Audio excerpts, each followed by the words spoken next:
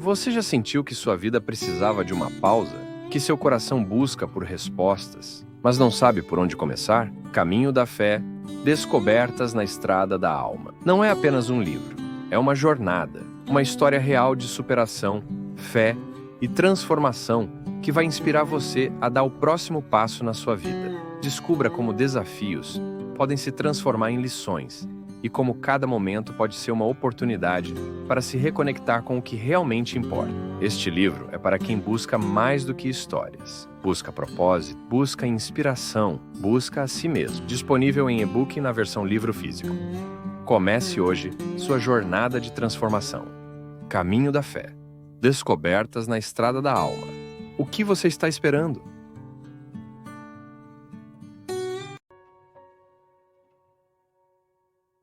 Padre, qual a importância da intercessão dos santos? Por que não fazer o pedido diretamente para Jesus? Você pode fazer o pedido direto para Jesus, sim, não tem nenhum problema. A intercessão dos santos é apenas mais um jeito de rezar. Todos nós temos o direito de ter uma devoção pessoal. E isso é muito interessante, gente, porque a igreja faz isso para nos aproximar, para nos revelar que é na humanidade que Deus age. Quando você tem ali, por exemplo, você admira, você olha para a vida de Santo Antônio, por exemplo, você olha para a vida de São Francisco de Assis, e descobre nestes homens um pouco de você. Comunhão dos Santos é isso. É abrir uma vitrine, né, onde ali estão pessoas como nós, que conseguiram fazer da sua experiência de vida uma experiência de santidade. Elevar uma virtude, né? A santidade é isso. É você pegar uma virtude e potencializá-la, muitas vezes, e fazer com que ela cresça tanto dentro de você, que ela cresça tanto, que ela acaba se tornando a sua marca, a sua característica.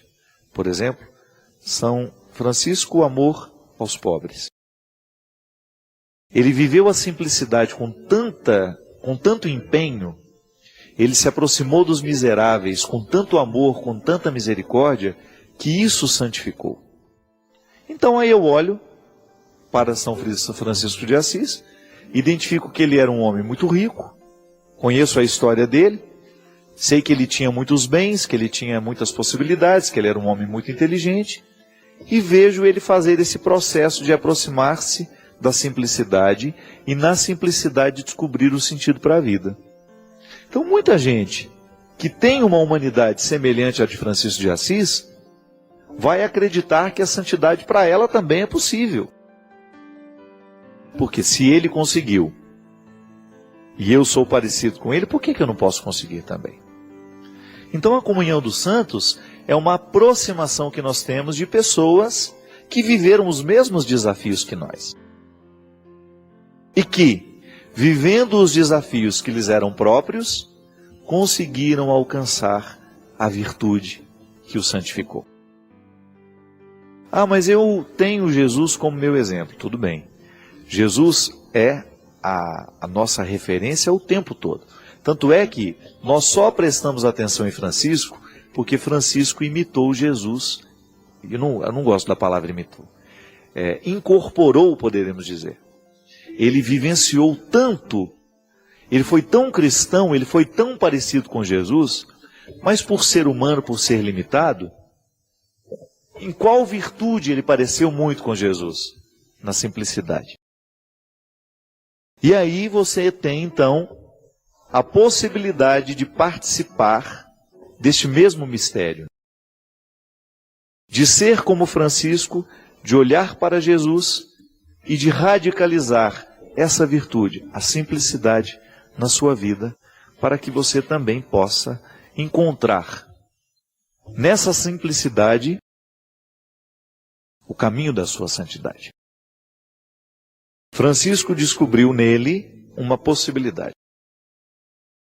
Dentro dele ali, apesar de morar com tanto luxo, com tanta pompa, uma família de comerciantes em Assis, cheia de bens, cheia de possibilidades, ele podendo estudar, ele podendo viajar pelo mundo.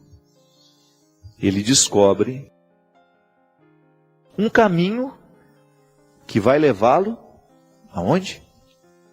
Ao coração de Jesus. E ao conhecer o coração de Jesus, com ele se encanta tanto que quer ser parecido. Aí eu estou aqui, vivendo neste momento da minha vida, olho para Francisco de Assis, me identifico com ele e automaticamente sou levado ao coração de Jesus também por ele. Isso é a comunhão dos santos. Eu não paro em Francisco. Francisco é apenas um irmão que conseguiu um pouco mais do que eu consigo. E da mesma maneira como o irmão motiva o outro, né? Quando eu olho para as pessoas que eu admiro, imagina as pessoas fazem isso até com pessoas da televisão. Não podemos fazer com os santos? Que hipocrisia é essa? Você admira o seu pastor? Você gostaria de ser como seu pastor? Isso é a comunhão dos santos. O difícil, o duro é quando você se nivela por baixo, né? Você pega uma pessoa lá que não inspira absolutamente nada de bom e quer ser como ela. Não. A comunhão dos santos é você descobrir no outro uma virtude evangélica, bem vivida, bem experimentada, a partir de uma humanidade que foi cuidada, os obstáculos devidamente retirados na hora certa, e então você se motiva a ser como ela. E sendo como ela, você está muito próxima do que foi Jesus. É assim que nós vivemos a comunhão dos santos. Quando nós admiramos e trazemos o exemplo dele ou dela para a nossa vida. Não é simples? Não tem complicação nenhuma, não. Então, somos cristãos, Jesus realiza na minha vida, é dele que nasce toda a minha experiência cristã nasce de Jesus, mas ela passa também por aqueles que conseguiram um pouco mais do que eu já consegui na vida. Pois é, retirando um obstáculo por dia, a gente vai avançando neste caminho, que é diferente, mas que somos todos iguais nele. O meu caminho pode ser diferente do seu, mas as nossas metas são as mesmas. Nós queremos avançar. Então eu hoje tenho obstáculos diferentes dos seus, não é nenhum problema. A estrada é a mesma.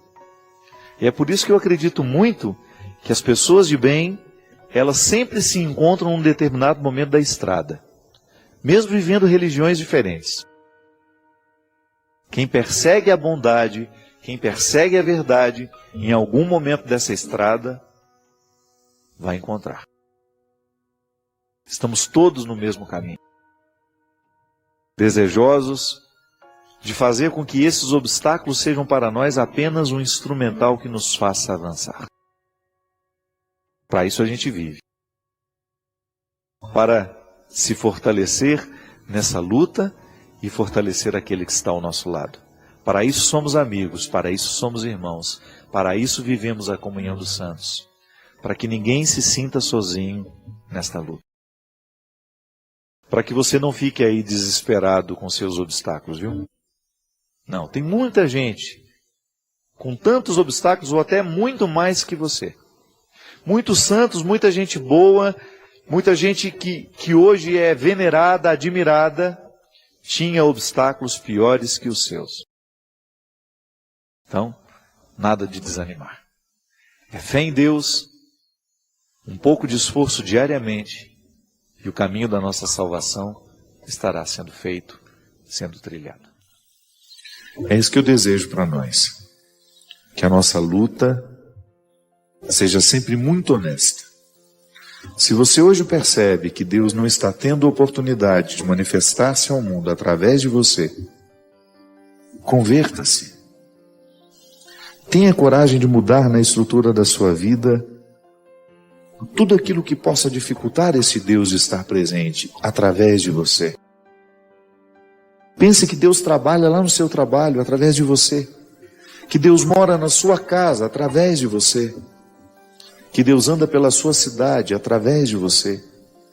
e que fará coisas maravilhosas na vida de muitas pessoas através de você.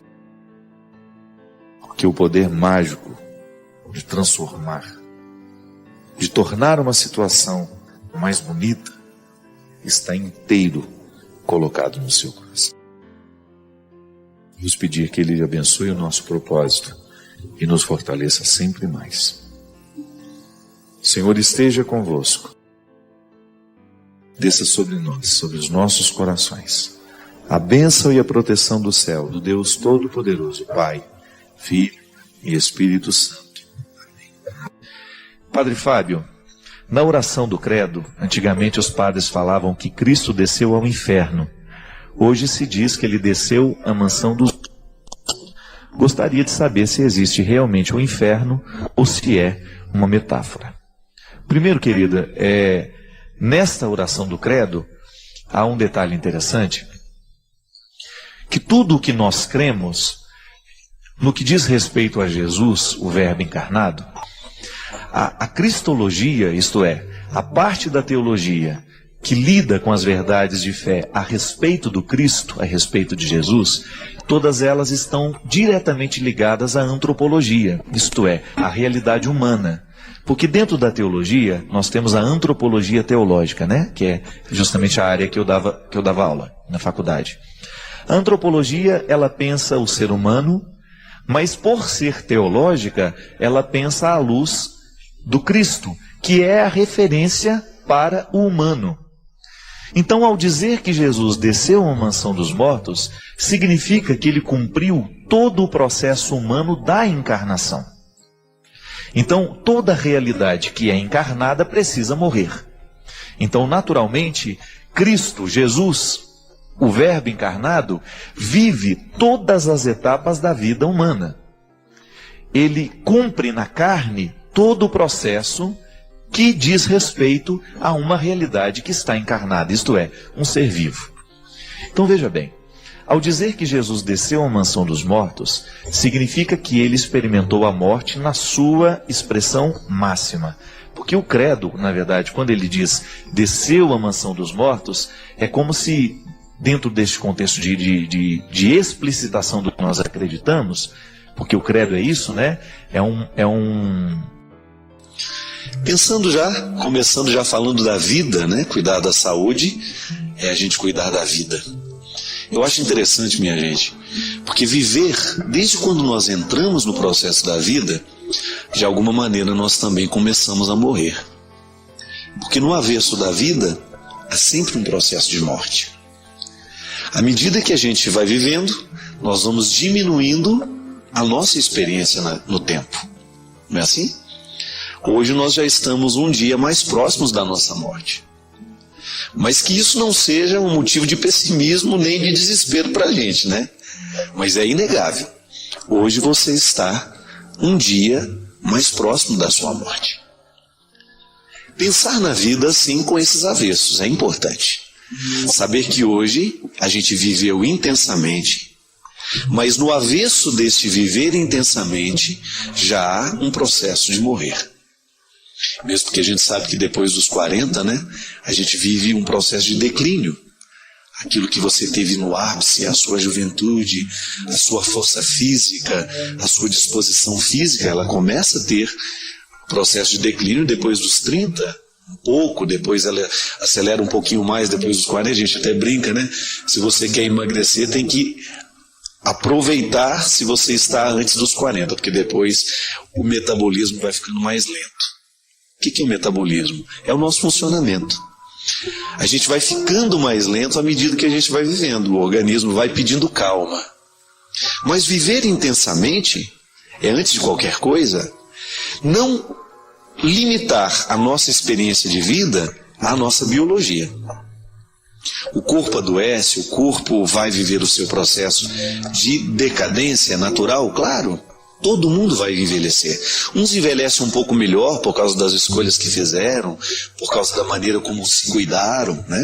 A qualidade da nossa velhice está diretamente ligada à maneira como nós escolhemos viver. Mas a gente não está falando só de vida biológica, desse corpo que anda. Nós estamos falando daquilo que na vida a gente não sabe dar nome. Nós estamos falando daquilo que é vivo em nós e que nós não podemos localizar, por exemplo, com os exames que a gente faz. Estou aqui fazendo exames. Vamos identificar se o corpo está bem. Mas existem situações na nossa vida que os exames não podem mostrar. Não é verdade? Você sabe disso. Quantas vezes aí dentro do seu coração você tinha angústias, tinha sentimentos negativos, tristezas, a própria depressão? Se faz um exame, você pode até dar uma alteração, quem tem a depressão pode até dar uma alteração no sangue, mas se faz uma radiografia, ninguém sabe onde é que está a tristeza. Mas a gente vai percebendo, a radiografia que a gente usa para perceber a tristeza do outro, é quando a gente descobre que ele está morrendo lentamente, não no corpo, mas nas suas esperanças. Quando ele deixa de eleger a melhor parte da vida, quando ele deixa de ter o dinamismo, o brilho nos olhos, não é? É bom quando a gente encontra uma pessoa e você percebe que ela está muito viva. Quando você identifica que nos olhos dela há uma notícia. Olha, eu estou feliz, eu estou satisfeito. É muito bom. Muito bom quando a gente encontra as pessoas que a gente ama, sobretudo, e você percebe que elas estão confortáveis em si mesmas.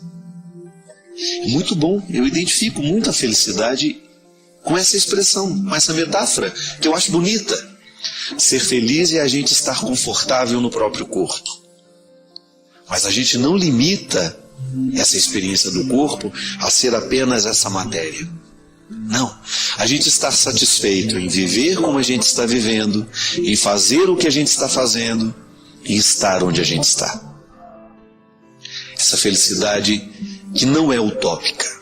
Essa realização humana que nos identifica o tempo todo como alguém que está dando conta da existência. Viver bem. Essa é a proposta de Jesus. Eu não tenho dúvida disso. Quando Jesus entra na nossa vida, Ele entra para qualificar o nosso jeito de viver. É por isso que nós chamamos a mudança de conversão. Por quê? Antes eu estava num jeito antigo, que estava me adoecendo, que estava matando as minhas esperanças. Antes eu tinha um jeito de ser que, quem sabe, não contribuía muito para a minha realização humana. E de repente, ao ouvir a palavra de Jesus, eu me sinto motivado a mudar. E porque estou motivado a mudar, Deus começa a ter chance na nossa história. Ter chance na minha vida, ter chance na sua vida. E é por isso que eu acho muito saudável quando a gente tem os momentos de crise. O que é a crise? É o momento em que você descobre que você não está confortável em si mesmo. E aí, o que você faz? Você tem duas possibilidades. Ou você se rende à crise e vai ficar deprimido, depressivo e vai ficar angustiado, ou você aproveita o impulso criativo que a crise lhe oferece. Crise vem da palavra crisol. O que era o crisol? O lugar onde passava o ouro para fazer a purificação. Então nós também precisamos purificar o que a gente é, para que a gente não se perca nos acidentais. Você observou quanto tempo na vida a gente perde com os acidentes? Tanta coisa é essencial. O essencial vale a pena você se ocupar. Os acidentais da vida eles fazem parte, mas o essencial é o fundamental. Muitas vezes nós nos ocupamos daquilo que verdadeiramente não importa, pode passar sem. Mas deixamos de colocar a nossa intenção e o nosso empenho naquilo que verdadeiramente faz a diferença. E às vezes a gente perde muito tempo na vida, a gente morre aos poucos, por quê? Não no corpo. Morre nas esperanças, morre nos sonhos, porque nós deixamos de cuidar do essencial. E hoje eu tenho um texto aqui que vai nos ajudar a pensar um pouquinho mais sobre essa história de morrer antes da hora, de morrer lentamente, não no corpo, mas nos sonhos e nas esperanças. Porque morrer no corpo é natural da vida. Morrer nas esperanças não. A gente encontra pessoas no leito de morte, prenhe de esperanças. cheia de esperanças, grávida de sonhos. Não é bonito isso? A gente viver grávido de sonhos, grávido de esperanças.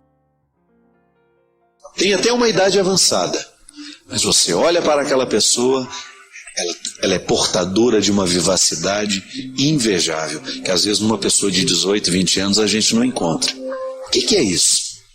É a vida que não pode ser radiografada. É a vida que não pode ser encontrada no resultado do sangue. É a vida que não pode ser mensurada. É a vida que não pode ser encontrada naquelas análises que nós fazemos do corpo, naquela dissecação do corpo. Por que aquela pessoa aos 90 anos, já com doenças, já com enfermidades, ela está tão feliz? São os mistérios. Soube viver bem. Soube escolher a melhor parte da vida. Manteve-se viva mesmo quando o corpo morria.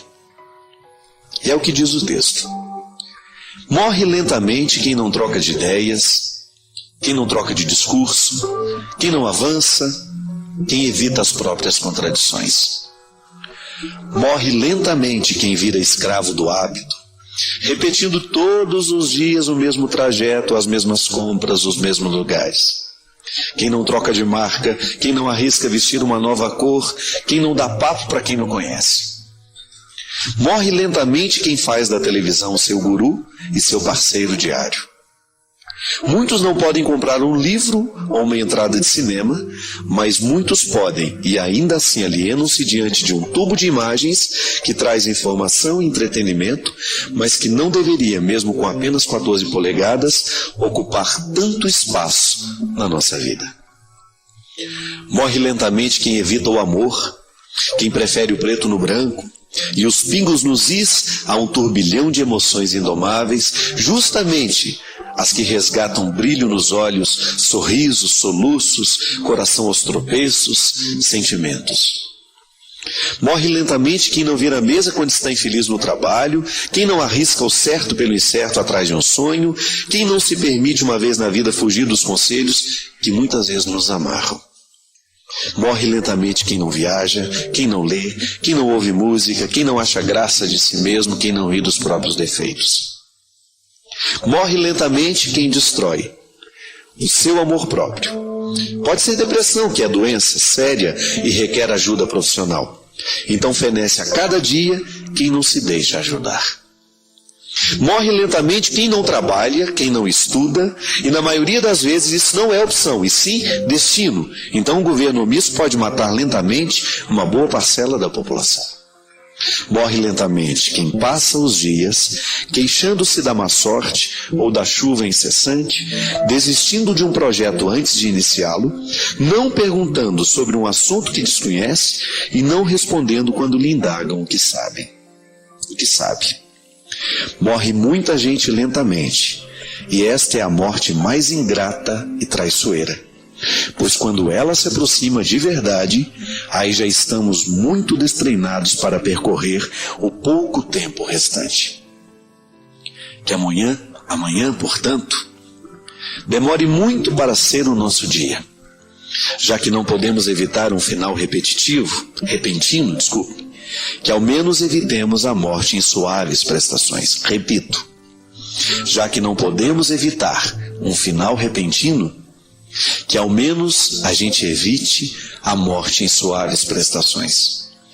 Lembrando sempre que estar vivo exige um esforço bem maior do que simplesmente... O quanto que a vida te dói, eu não sei o quanto que lhe custa viver, eu não sei o quanto lhe custa ser você. Eu não sei qual é a dor que você vai levar para o travesseiro hoje. Qual é o desaforo que você está precisando digerir aí. Qual é a traição que você viveu.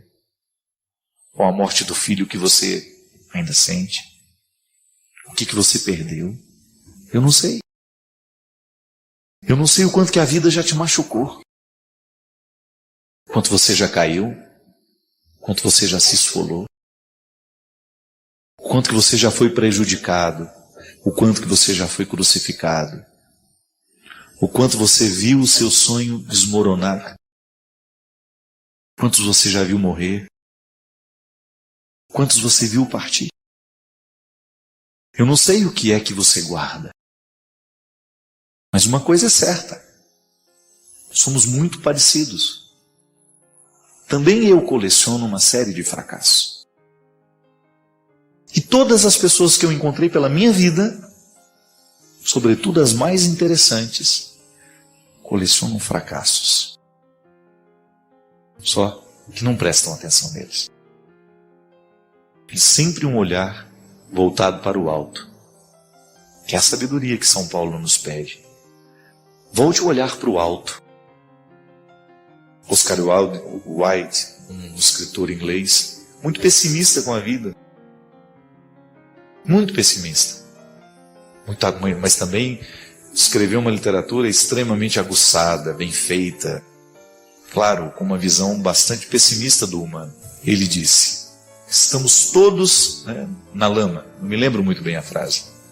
Estamos todos na lama. É a condição pessimista que ele tem da humanidade. A concepção pessimista da miséria humana. Mas ele completa, dando um espaço para a esperança. Estamos todos na lama, mas alguns resolveram olhar para as estrelas. Eu quero pertencer a esse grupo. Porque eu tenho a lama da miséria humana. Mas eu não quero deixar de olhar para as estrelas. Sabe? Esse olhar que mira o alto. Porque se a gente for prestar atenção, minha gente, naquilo que não está dando certo, se nós formos colocar atenção demais naquilo que está danificado, a gente corre o risco de nunca mais se recuperar. Ninguém prometeu que seria diferente. Quem disse que seria um mar de rosas? Quem disse que seria fácil? Chegar à glória da ressurreição requer passar pelo Calvário. Foi com Jesus e vai ser com todos nós. Não estamos aqui propondo um masoquismo, vamos correr atrás do sofrimento, não precisa não, ele vem. Ser gente já é condição sine qua non para que o sofrimento aconteça. Então não vai precisar correr atrás dele não. Agora, na hora que ele chegar, receba-o do jeito certo. Não permita que o seu sofrimento se transforme em amargura. A amargura nos mata aos poucos, provoca até câncer em nós. Agora, faça do seu sofrimento um degrau para que você possa chegar nesse sepulcro vazio, que é o lugar de todos nós. É tão bonito o significado do sepulcro, né? É lugar dos mortos, mas já está vazio. A conexão humana continua. A conexão com a miséria continua, mas já está vazio. Significa que quando eu olho para aquele sepulcro, eu descubro que as minhas misérias foram ali sepultadas e estão ressuscitadas agora, transformadas, glorificadas naquele que morreu por mim. E que a minha pertença a Jesus me faz com que as minhas misérias morram nele, para que eu tenha condições de viver ressuscitado. Porque essa é a nossa proposta, minha gente. É você continuar miserável, porque a condição humana, ela é assim. Não tem como. A miséria faz parte de nós. Mas eu estou debaixo da luz da ressurreição. E porque estou iluminado pela ressurreição, eu compreendo melhor as minhas misérias e tomo conta das minhas misérias para que elas não tomem conta de mim. Eu administro o problema, não permito que o problema me administre. Tem uma amiga em Taubaté, até muito tempo não a vejo, a Viviane. A Viviane tem câncer. 12, 14 anos a Viviane luta contra o câncer. Muito debilitada em alguns momentos, de repente ela melhora. E na última viagem que nós fizemos para a Terra Santa, que a Viviane foi, algumas pessoas ficavam surpresas quando ficavam sabendo que ela tinha câncer. E aí eu encontrei a resposta porque ela tinha tanta disposição. Lá à base de morfina, né? E andando e peregrinando. A Viviane tem câncer, mas o câncer nunca conseguiu ter a Viviane. Recurso de linguagem, padre. Isso é uma fala que não se adapta à realidade. Para mim é. Porque também encontro pessoas que têm problema, mas o problema não tem aquela pessoa. Então, porque o problema não a tem, porque ela não se deixou possuir pelo problema, ela tem mais condições de lidar com o problema. Diferente daquela pessoa que não tem problema, mas é o problema que a tem. O problema foi tomando tanto conta daquela pessoa, foi dominando tanto, que ela perdeu a pertença. É aquela pessoa que já está desanimada demais, que só fala dos problemas que tem, que já perdeu a esperança. Sabe, minha gente? A nossa luta, ela é diária. Mas ontem o que eu refleti era justamente isso.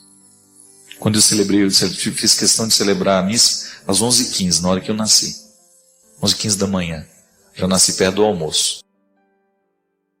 Pronto para o almoço,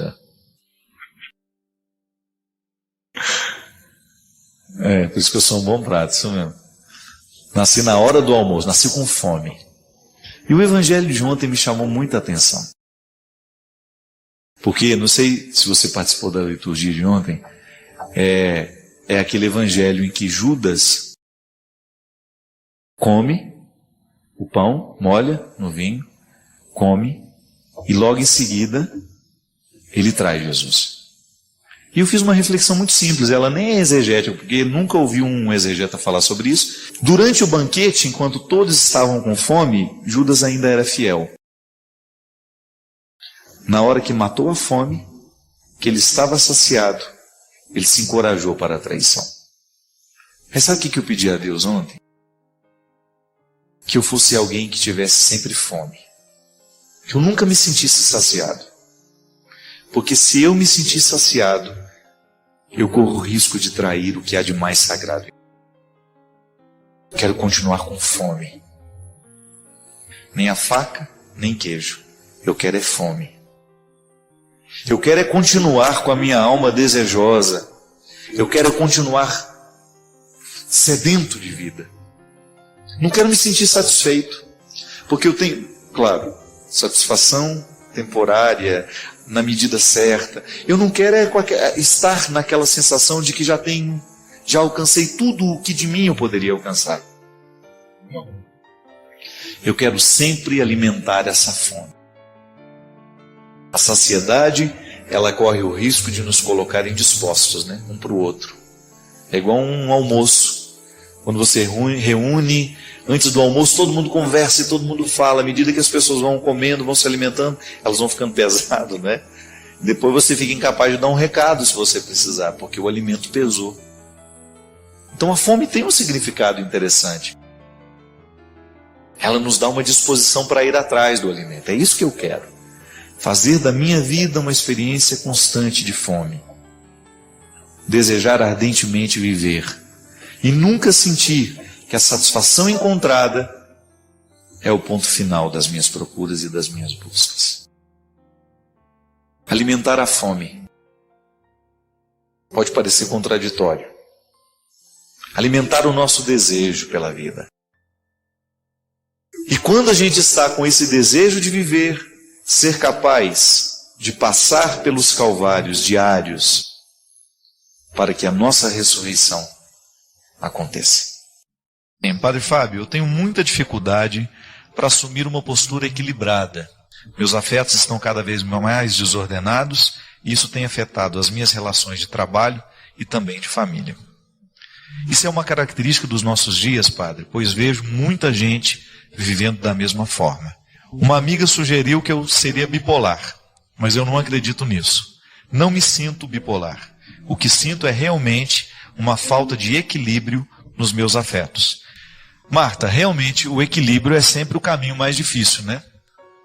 Até filosoficamente falando, eu me lembro quando eu fiz faculdade de filosofia, e tinha um professor muito sábio, que ele dizia que toda vez que nós estamos diante de posturas extremadas, é sempre bom a gente ter a oportunidade de ver o oposto daquele extremo, para a gente poder se posicionar no meio e tentar sentir como é viver entre os extremos, tentando encontrar esse equilíbrio. Aí ele dizia que quando a gente se dispõe a fazer isso, uma sabedoria toma conta de nós. Primeiro porque você tem a necessidade de descobrir como é que funcionam os dois lados, né? O que pensam os extremos. E ao mesmo tempo você fazer a síntese para viver aquilo. Afetivamente a luta é a mesma, né? Não é só do ponto de vista intelectual que nós precisamos buscar o equilíbrio. Por exemplo, amar um filho. Amar um filho é um exercício de equilíbrio. Porque você não pode permitir o tempo todo, mas você também não pode negar o tempo todo. A manifestação equilibrada do amor é que vai fazer com que o filho possa saber que você é uma autoridade que ama e que, porque ama, estabelece limites. Muitos pais erram no momento em que permite demais porque tem medo, né, de negar e o filho encontrar na negação uma forma de interpretar um desamor. Não. Agora, o equilíbrio nas relações humanas, ele vai passar o tempo todo, ele vai ser uma necessidade o tempo todo, porque nós nem sempre sabemos quando é que nós estamos neste equilíbrio. Muitas vezes pode as pessoas estarem amando demais, cuidando demais, mais do que deveria, achando que aquele é o ponto do equilíbrio. O que faz a gente viver esse desequilíbrio? São muitos os motivos nos dias de hoje. E um fator que tem sido muito determinante é o estresse, nascido da própria exigência. Nós somos muito exigidos. E essa exigência, às vezes, ela é inconsciente. Nós a estabelecemos para nós mesmos e nós a recebemos dos outros. Muitas vezes a gente fica pressionado para ter que dar conta da vida. Eu tenho que ser uma boa esposa, eu tenho que ser um bom esposo, eu tenho que ser um bom profissional, eu tenho que ser um bom aluno. E a gente acaba jogando uma energia para a gente alimentar esse motor. É como se nós fôssemos um barco movido a carvão, né? Aquele fogo lá dentro que você tem que jogar lenha para alimentar, para dar energia àquele navio, igual era o Titanic, né? Para ele andar naquela velocidade toda, que foi fatídica naquele caso. Os trabalhadores fizeram muito esforço para aquele navio chegar naquela velocidade. Nós fazemos às vezes a mesma coisa, nós gastamos muita energia e de repente o próprio organismo não aguenta. Então nós temos muitas vezes, como causa desse desequilíbrio, o estresse. Eu me lembro que uma vez nós falávamos aqui no quanto que a irritabilidade hoje é um fator muito sério, né? Existe até esqueci o nome técnico disso, a explosão, né? Que muitas vezes a pessoa no trânsito fechou o sinal e não passou, ou foi lento, a pessoa se irrita tanto que ela é capaz de, se ela tiver uma arma, matar. Esses desequilíbrios, como você disse, nascem de estilos de vida. A gente precisa ter um cuidado para que a gente não entre dentro de um ritmo de vida que seja desonesto com a gente. Então, na hora que eu posso ficar sozinho, a minha solidão é sagrada. Ah, você está sendo egoísta. Não. Eu estou dando o alimento que a minha alma precisa, para que depois, na hora em que eu sair, que eu ir a campo, que eu ir para o meu trabalho, eu tenha a possibilidade de estar reenergizado para eu viver esse equilíbrio na relação com as pessoas. Porque eu também tenho vontade de meter a mão na cara de muita gente. Eu também tenho, você não tem não, Renato? De vez em quando você não tem vontade de furar o pneu do carro do outro, de dar um tiro na pessoa, pegar um pedaço de pau e sair batendo em todo mundo, não é? Todo mundo sente isso, não é nenhuma vergonha a gente admitir isso. Porque às vezes a gente tem vergonha de admitir. Nossa, padre, é verdade. Se eu pudesse, eu dava uns tapas em muita gente de vez em quando. Mas eu estou assumindo aqui a minha crueza como pessoa. Mas eu não tenho o direito de fazer isso. Eu não tenho o direito de tratar mal quem de mim se aproxima. E se trato, é porque estou no meu desequilíbrio já. É porque eu dei além do que eu deveria. É porque eu não fiz o reequilíbrio. Eu não dei ao meu coração, ao meu corpo, o descanso necessário. Igual você sai, né? Às vezes 6 horas da manhã do seu quarto no hotel, você encontra o padre, posso tirar uma foto com você? Às 6 horas da manhã. Um horário ótimo para tirar foto. Aí você não dormiu direito. A primeira reação, minha filha, deixa isso para outro horário, né? Não estamos nem em condições, né? Com essa cara de... Não. É a hora. Se eu sair do quarto, é porque eu preciso estar disposto para as pessoas que vão manifestar o carinho que tem por mim. Eu não posso tratar. E eu não estou falando só de mim, não. Estou falando de você também. Eu acho que é o que está faltando para a gente. Às vezes eu vejo pessoas vivendo um processo exaustivo de trabalho sem dar o equilíbrio do descanso. Quando nós não fazemos este equilíbrio, a gente acaba provocando, porque aí é um desequilíbrio físico. O corpo está cansado, não dormiu o tanto que deveria ter dormido, e você depois não consegue ser, do ponto de vista afetivo, equilibrado.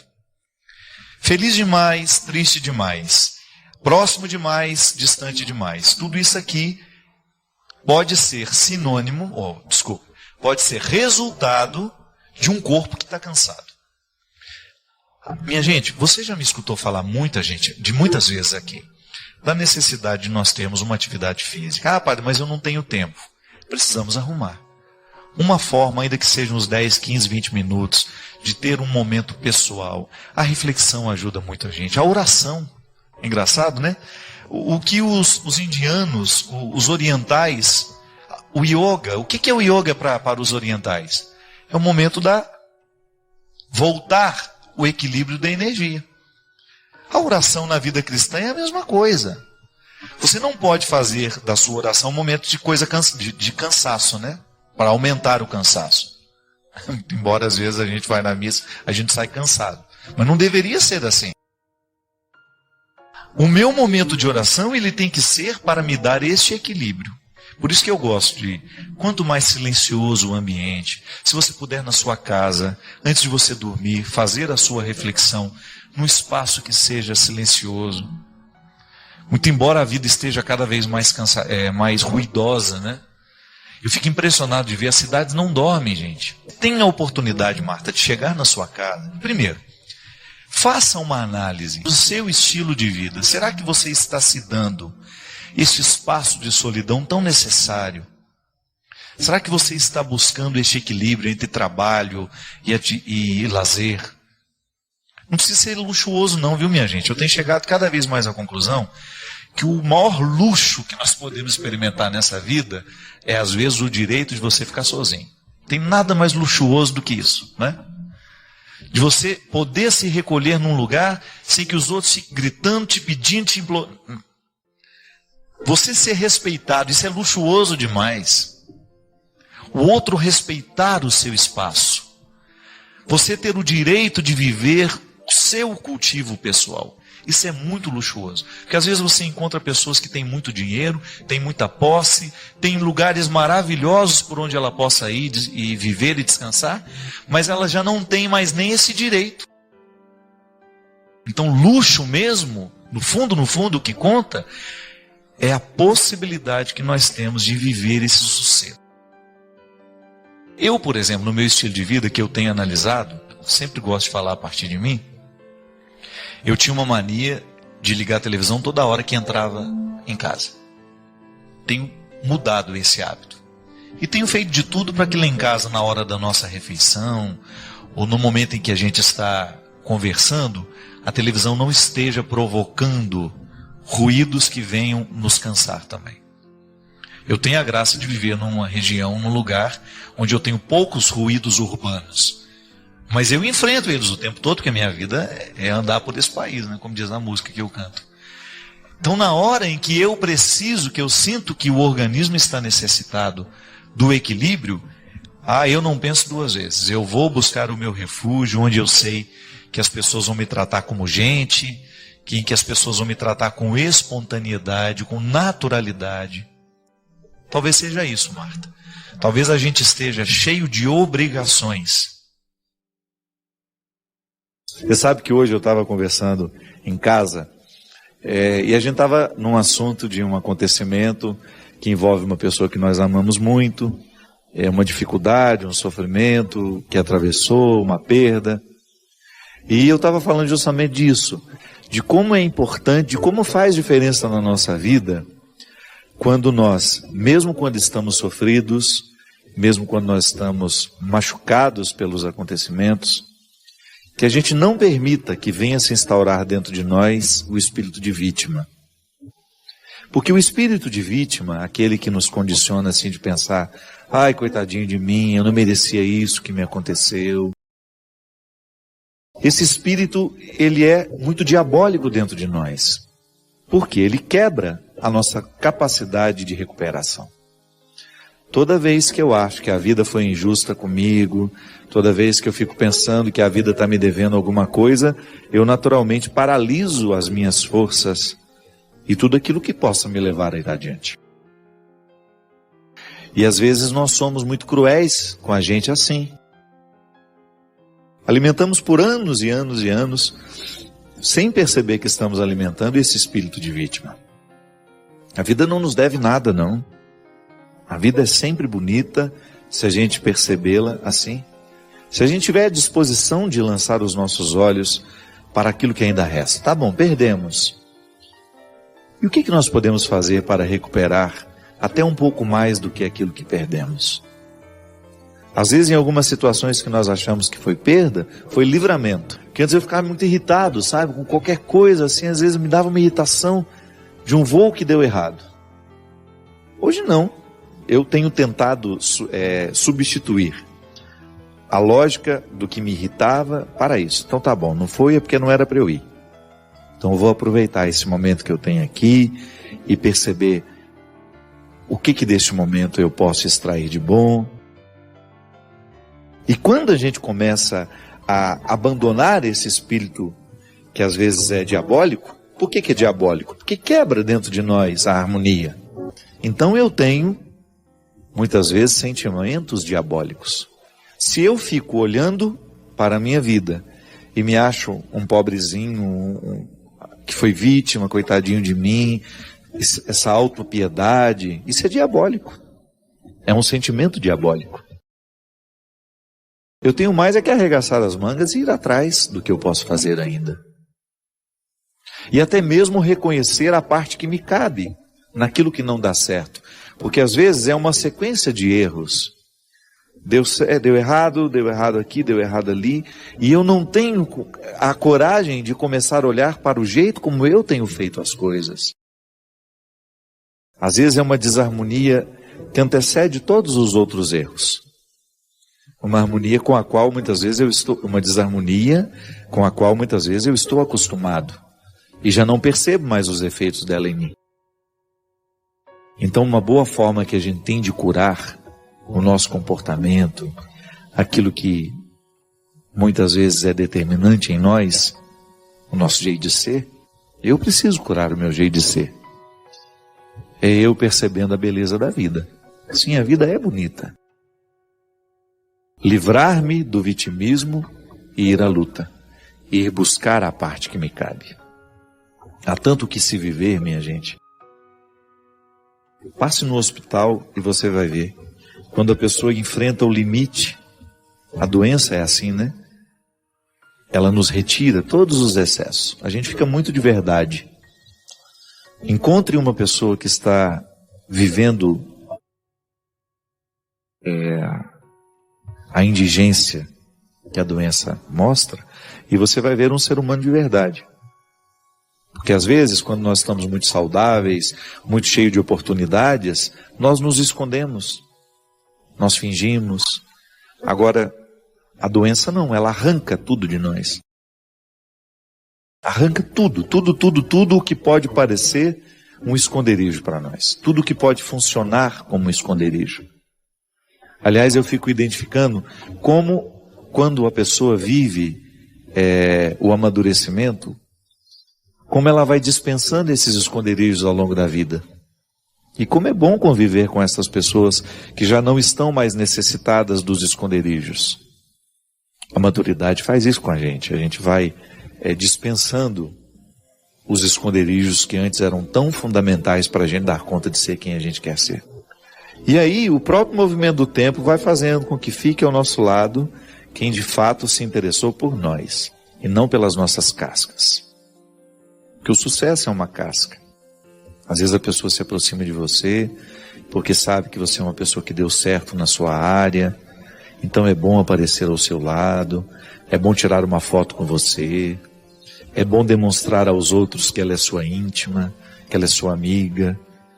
Mas na verdade ela não está interessada em quem você é.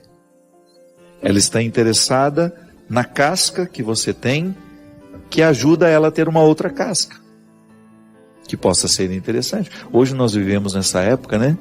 Onde nós nos demonstramos tanto, nos mostramos tanto. Isso pode virar uma neurose, porque você acaba buscando pessoas, não para encontrá-las de fato, mas para alimentar a sua necessidade de registrar e ter material para publicar depois. Então, quando nós nos encontramos e não temos necessidade de publicar o que vivemos, é porque de fato nós apreciamos o que vivemos. Não estou dizendo que é problema publicar. Eu estou dizendo que muitas vezes, no excesso de publicação, nós estamos escondendo a nossa necessidade de instrumentalizar o outro, de apenas aproveitar a casca que é o outro. Sucesso é um exemplo. Mas o dinheiro também. Quantas pessoas se aproximam das outras por causa daquilo que elas podem oferecer materialmente a elas? O que também é uma bobagem, né? Porque pode ser a situação mais confortável do mundo. Eu, particularmente, eu não suporto se a minha alma não estiver se sentindo bem. Ah, aquele barco é maravilhoso, nós vamos passar lá uma semana. Deus me livre de um barco maravilhoso com pessoas com as quais a gente não se identifica. Aquilo que pode parecer um paraíso, para mim é um inferno. Ah, mas nós vamos fazer uma viagem linda, tudo de graça, tudo pago. E o que eu pago para estar lá? Emocionalmente. E tem gente que se sujeita a isso. Passar um final de semana ali ou aqui, só para aparecer, só para manter a casca que é sua e também dos outros. E aí o oco do coração vai acontecendo naturalmente. Nós vamos ficando ocos por dentro, porque a vida é tão para fora, e tão pouco para dentro, que nós vamos perdendo a própria alegria interior. Então vencer tudo isso para que a vida valha a pena, requer uma reflexão diária, requer um exercício diário de identificar onde é que nós, de fato, estamos nos exercendo. Falo de mim também, claro. Mas eu tenho certeza que você, em instâncias diferentes, vive o mesmo conflito que eu vivo. Você também percebe o oco social, o oco antropológico bem ao seu redor. Ou então até mesmo em você. Porque essa tem sido uma característica dos nossos tempos. Nós estamos cada vez mais vazios. Nós estamos indispostos aos conteúdos. Nós estamos muito afeitos aos discursos breves. E com isso nós vamos causando um prejuízo humano. Um prejuízo humano terrível. Estamos vazios, estamos bobos, estamos superficiais, estamos fúteis. E essa futilidade, essa superficialidade tem causado um prejuízo social terrível. E é por isso que nós precisamos bater sempre nessa tecla. Se nós não mudarmos a maneira como nós educamos os nossos filhos, colocando neles valores desde cedo, não precisamos esperar mudança. Se eu avanço a cancela de um pedágio para não pagar, e se eu estou usufruindo, como todos os outros que pagam, eu não tenho o direito de abrir a minha boca para falar sobre a corrupção de Brasília. Se eu não sou honesto na minha relação de trabalho com o meu funcionário, se eu retiro dele os direitos, se eu não sou justo com aqueles que trabalham comigo na remuneração, eu não tenho o direito de falar dos ladrões que saqueiam as lojas, que se sentem no direito de quebrar tudo. Então é uma cadeia. Eu não quero ficar fora dessa reflexão, sabe por quê? Porque o mundo oco também está em mim. Deus me livre de ficar fazendo discurso moralista, me colocando fora da história. Não.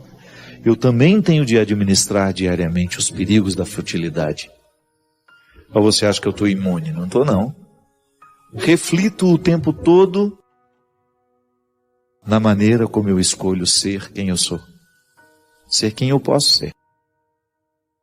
Sabe? E se nós não fizermos, se nós não arrancarmos de nós esse comodismo que nos torna ocos, bobos, fúteis e incapazes de transformar as realidades, nós perdemos a alegria da vida, porque o bom, o que nos faz sentir vivos, é justamente quando nós estamos percebendo que nós contribuímos para um processo. E com o tempo a gente vai abrindo mão de querer transformar o mundo, sabe? Que quando a gente é mais novo, nós temos todos aqueles sonhos, aquela coisa, eu vou ser um revolucionário. Até o dia que você descobre que você não pode transformar muita coisa. Tá bom, mas então onde é que eu posso? E você começa a agir no espaço que lhe convém. Por exemplo, arrancando as pessoas desse espírito de vítima. Eu não posso fazer a manutenção das vítimas. Aquela pessoa coitadinha, eternamente coitadinha, que nem trabalhar quer. Que nós temos que carregar nas costas a vida inteira. Não sou obrigado. Ah, padre, mas e a caridade? Caridade, minha filha, é você abrir os olhos do outro para que ele vá buscar a parte que lhe cabe. Às vezes a caridade é pôr o outro para correr. Chega, eu não sou o seu débito automático. Quantos de nós, dentro das nossas casas, representamos isso? Já deixamos de ser pessoas há muito tempo. O outro só nos enxerga como um débito automático. Não há nada mais cruel do que isso. Você perde até o prazer de ajudar. Porque o outro só te enxerga como um caixa eletrônico em que ele vai, digita uma senha e arranca o que ele quer de você. Às vezes, nós fazemos a manutenção dessas relações. Porque nos falta, sabe, ter coragem de quebrar o vitimismo que está em nós, que está no outro. Eu aprendi muito isso com a vida. Às vezes a vítima, ela é mantida por mim, que faço questão de ajudar, e não percebo que às vezes a melhor maneira de ajudar é acordando-a, dizendo não de vez em quando, para que ela volte a viver. Essa vida é muito bonita para ser desperdiçada com desonestidade, ou para eu ser um coitadinho, sempre justificado pelo passado difícil que eu tive. Há tanta história aqui, dentro de mim, que me dariam o direito de dizer, nossa, vamos, Padre Fábio, coitadinho, que vida difícil. Não quero isso não. Eu quero diariamente recrutar o que a vida pode me oferecer. Ainda que seja um fiozinho. Nele eu me agarro. A vida eu quero conquistar na raça. Porque a graça de Deus eu já tenho. Mas se eu não fizer a raça, a graça não atua. A graça nem produz efeitos em mim se eu não vou na raça. É assim que funciona. Quer moleza? Senta no pudim de coco.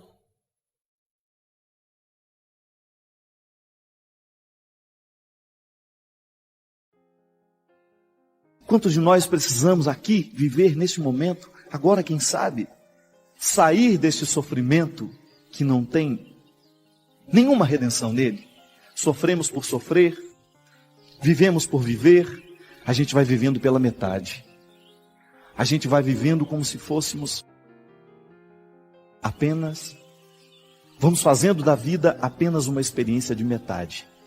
Dizem que na China há um rio chamado Rio Amarelo, diferente dos outros rios, porque esse rio, ele acaba antes de morrer. Mas você poderia me perguntar assim, mas padre, qual é a diferença que existe entre acabar e morrer? Não é a mesma coisa? Não. Quando a gente morre, nós na verdade entramos numa nova perspectiva de vida, não é assim que a gente acredita? Então a gente não acaba, a gente continua na eternidade. A morte é apenas um momento de transformação. a gente se transforma em outra coisa, a gente entra em outra perspectiva, a gente entra em outra realidade. E o rio morre no mar. Isto é, ele deixa de ser água doce para se misturar nas águas salgadas. Então, aquilo que era rio morre no mar, isto é, transformou-se em mar. A água não seca, ela se mistura nas outras. E o rio amarelo, esse rio da China, ele não tem força para chegar ao mar. Então ele não morre, ele acaba. Ele vai secando. Ele não tem força para ir além. Ele não chega ao destino final. E veja bem você que o remanso das águas de um rio não tem outro significado senão levá-lo a morrer no seu destino final. Que não é uma coisa triste. A morte não é um acontecimento desastroso para o cristão. Também para o rio não é. Morrer no mar é chegar ao destino final, ao destino tão esperado. O movimento das águas não quer outra coisa senão lançá-lo para o seu destino final. Veja bem que um rio, ele só é capaz de chegar no mar à medida em que ele tem afluentes. Isso é, à medida em que ele tem outros rios que se juntam a ele, em que ele não está só, porque sozinho ele morre. Ele acaba antes de morrer. Sozinho ele não chega ao destino final. Quantos de nós também não corre o risco de ser esse rio amarelo? A própria expressão já diz, né? Lá em Minas, quando a gente não está, ixi, eu esse meio amarelo. E esse sorriso amarelo, a gente fala, né? Sem graça, sem vida. Se hoje está com um sorriso amarelo.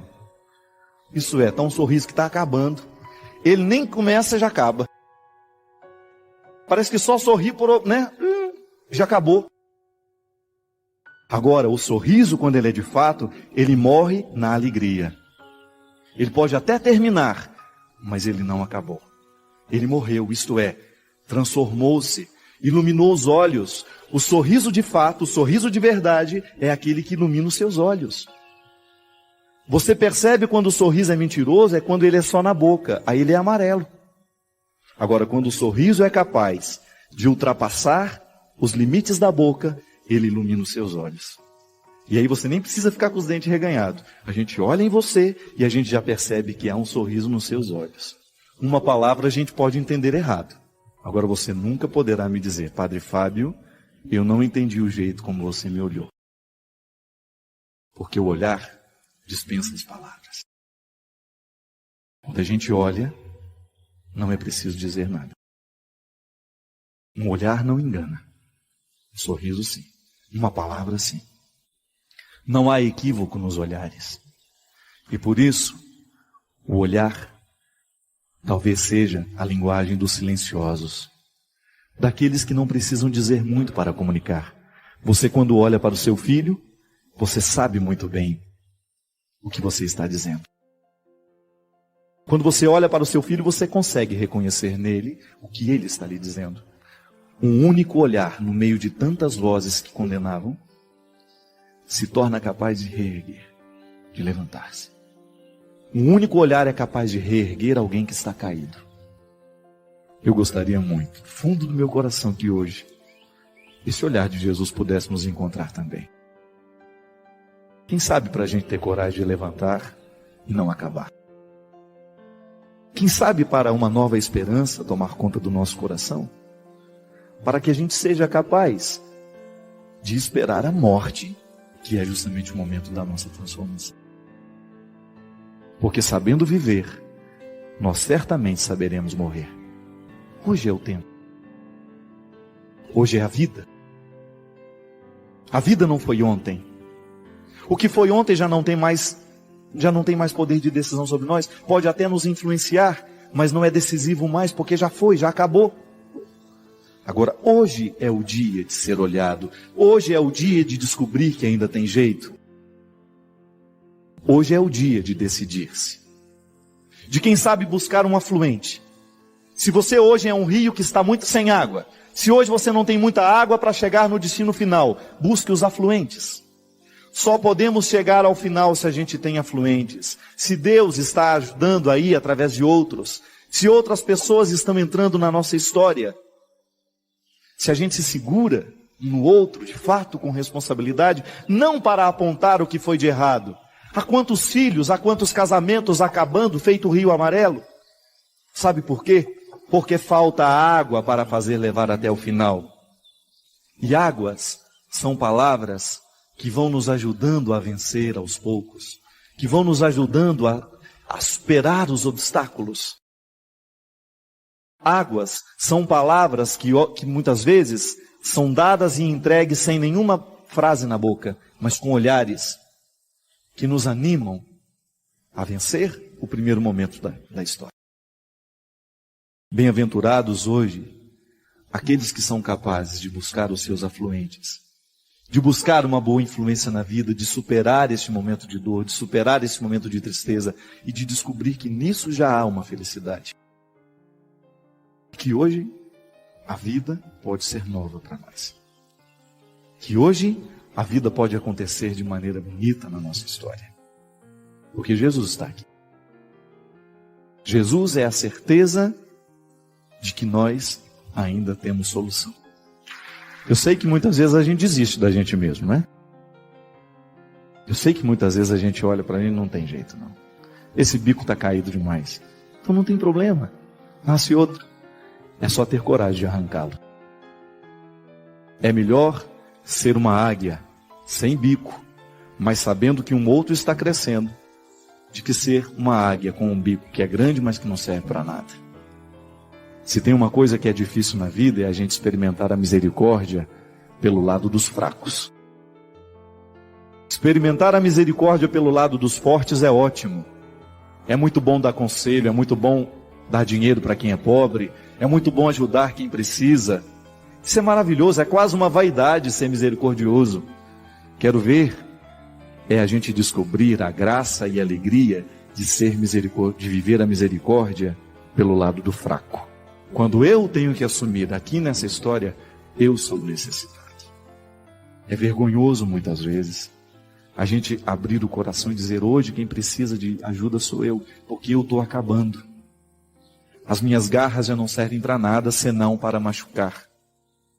Não consigo apanhar nada de bom no mundo. Eu vou e tudo que eu pego é só carniça. Não consigo pegar nada vivo porque eu não tenho forças mais para retirar a vida. Não consigo mais me alimentar porque eu já não sou mais capaz de ter ali condições, habilidade. Aí a gente vive na carniça, a gente vive cultivando os mortos, a gente vive no passado, a gente vive na decepção e a gente não experimenta, não prova a beleza que há no outro lado. Sabe quando você se torna capaz de descobrir o avesso? Quando você olha um pano, fala: nossa, é engraçado, o pano do avesso ele é bonito também. Dá quase que para usar dos dois lados.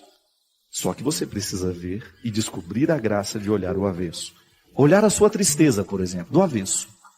A tristeza do avesso é sempre uma alegria sendo preparada. O rompimento do avesso, precisou romper aquela relação que te fazia mal, que trazia dor, que trazia sofrimento. Você olha do avesso e você descobre: nossa, é a minha libertação.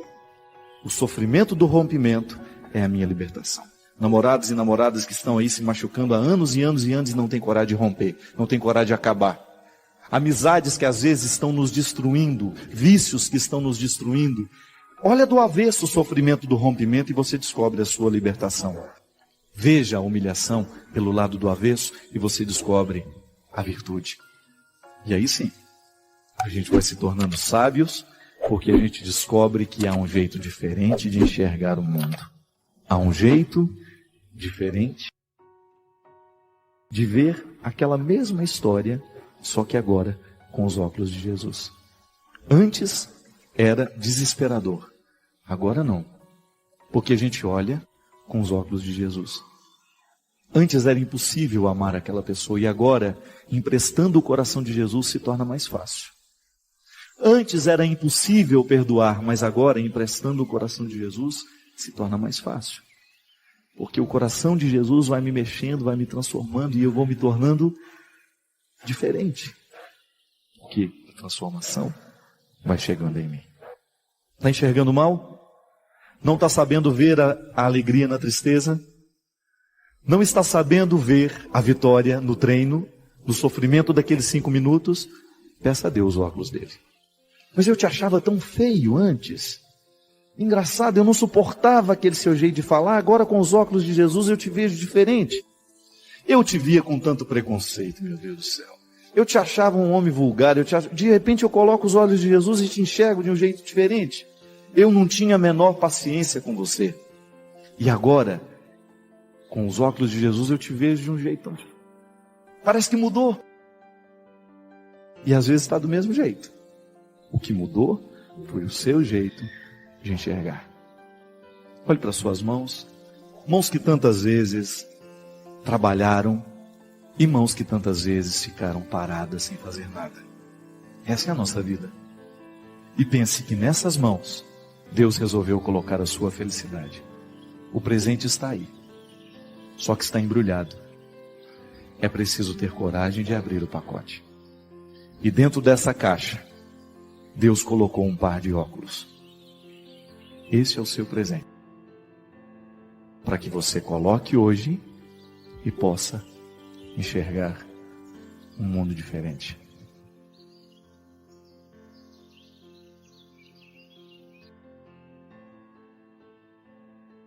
Obrigado por se juntar a nós nesta jornada. Queremos ouvir suas reflexões. Deixe seus comentários, inscreva-se para mais conteúdo e convide amigos a embarcarem nesta jornada conosco.